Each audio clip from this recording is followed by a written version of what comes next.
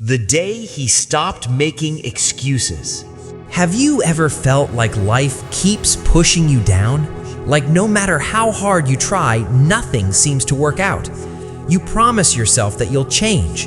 You tell yourself that tomorrow will be different, but somehow tomorrow looks exactly like today. Daniel knew that feeling very well. He always had a reason. He wanted to start a business, but he didn't have enough money.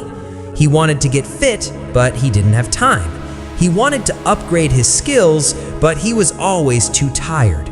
Every dream came with an excuse attached to it. At night, Daniel would lie in bed scrolling through videos of successful people. He watched them talk about discipline, growth, and sacrifice, and quietly he would whisper, "One day, I'll change." That sentence made him feel better, but it didn't change his life. Days turned into weeks, weeks turned into months, and one day never came. Then one morning, something happened that forced him to face the truth. Daniel had an important job interview, an opportunity he had been waiting for. The night before, he told himself this was his moment. He set his alarm and went to sleep feeling hopeful. But when the alarm rang, he pressed snooze. 5 more minutes. Those 5 minutes turned into an hour. When he finally woke up, it was too late. Later that day, he received the rejection email. The position had already been given to someone else. And in that quiet moment, staring at his screen, something inside him broke. It wasn't anger. It wasn't sadness. It was realization. For the first time, he couldn't blame traffic. He couldn't blame bad luck. He couldn't blame the system. He had missed the opportunity himself. That evening, Daniel went to visit his grandfather. Frustrated and disappointed, he began complaining about life. He talked about how unfair things were, how nothing ever worked in his favor. His grandfather listened silently. Then he slowly stood up and asked Daniel to follow him to the backyard garden. There were 2 small plants growing side by side. "I planted both of these on the same day," his grandfather said calmly. "They get the same water, the same soil, the same sunlight." Daniel noticed something. One plant was tall and strong. The other was smaller, slightly bent. "Why are they different?" Daniel asked. His grandfather smiled gently.